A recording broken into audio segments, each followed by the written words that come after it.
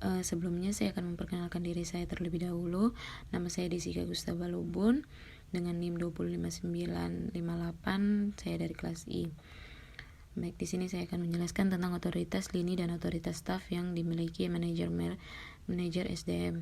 Yang pertama, penjelasan dari otoritas lini sendiri. Manajer lini memiliki kekuatan formal untuk mengarahkan dan mengendalikan bawahan langsung yang melakukan tugas tertentu dalam rantai komanda. Biasanya dalam departemen tertentu, atasan mengeluarkan perintah dan tanggung jawab atas hasilnya. Di sisi lain, bawahan mematuhi dan bertanggung jawab hanya untuk melaksanakan tugas sesuai dengan instruksi. Selanjutnya, otoritas staf.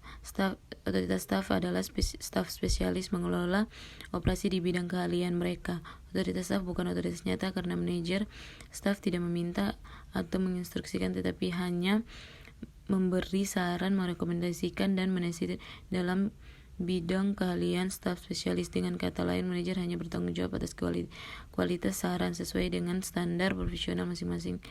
Otoritas staf mewakili hubungan komunikasi dengan manajemen. Ini memiliki pengaruh yang berasal secara tidak langsung dari otoritas garis di tingkat yang lebih tinggi. Selanjutnya, soal kedua, yaitu saya akan menjelaskan tentang fungsi-fungsi dari SDM. Yang pertama, perencanaan sumber daya manusia atau Human Resource Planning. Proses penentuan kebutuhan sumber daya manusia dalam suatu organisasi yang menjamin bahwa organisasi memiliki jumlah serta kualifikasi orang yang tepat dalam pekerjaan serta pada waktu yang tepat, meliputi 3 bagian, yaitu persyaratan yang dibutuhkan untuk seorang personil, membandingkan persyaratan tersebut dengan bakat-bakat yang dimiliki oleh karyawan yang sedang bekerja saat ini. Yang ketiga, mengembangkan rencana khusus bagi orang yang akan dilatih dan dikembangkan bila diambil dari luar organisasi. Jadi, fungsi yang kedua dari SDM yaitu analisis pekerjaan atau job analysis.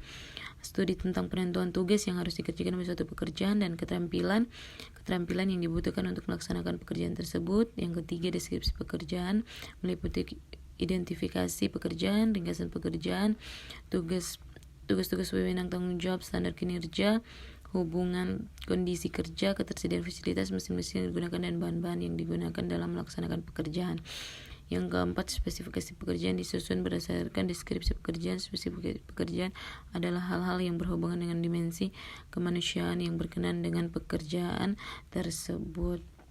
Yang selanjutnya, yang kelima, fungsi yang kelima yaitu rekrutmen, merekrut orang-orang yang tepat untuk pekerjaan yang dijadikan prioritas utama. Yang keenam, perekrutan internal adalah upaya untuk mengisi posisi yang ada dengan sumber daya manusia yang berasal dari dalam perekrutan dalam perusahaan.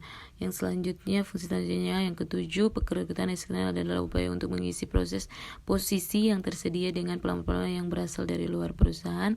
Yang ke-8, proses mendapatkan dan menggunakan informasi tentang pelamar pekerjaan untuk menentukan siapa yang akan menerima posisi. Yang ke-9, orientasi dan sosialisasi. Orientasi adalah proses awal dari sosialisasi yang akan membangun dan mengukuhkan hubungan antara karyawan, perilaku, dan komitmen pada organisasi.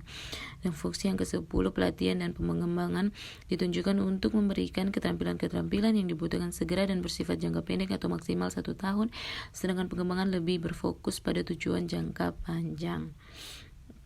Yang ke-11, penilaian kinerja perform apresiasi adalah sistem formal dan terstruktur yang didesain untuk mengukur kinerja pekerjaan seorang karyawan dengan membandingkan antara prestasi kerja saat ini dengan standar yang ditentukan. Terdapat 3 jenis kriteria kinerja, yaitu yang pertama, kriteria berdasarkan sifat karakteristik pribadi karyawan. 2, kriteria berdasarkan perilaku, bagaimana pekerjaan dilaksanakan. Kriteria berdasarkan hasil apa yang telah dicapai atau dihasilkan. Fungsi selanjutnya, kompensasi adalah seluruh extrinsic rewards yang akan diterima oleh karyawan dalam bentuk upah, gaji, insentif, dan beberapa tunjangan benefit. Extrinsic rewards adalah imbalan yang dikontrol dan didistribusikan secara langsung oleh organisasi dan sifatnya berwujud. Gaji adalah kompensasi yang diberikan berdasarkan jam kerja dan prestasi kerja selama 1 minggu atau 1 bulan.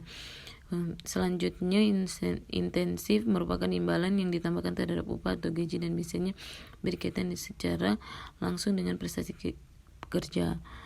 Fungsi yang selanjutnya bonus adalah intensif berupa uang yang dibayarkan kepada karyawan sebagai tambahan di atas kompensasi normal yang diterimanya.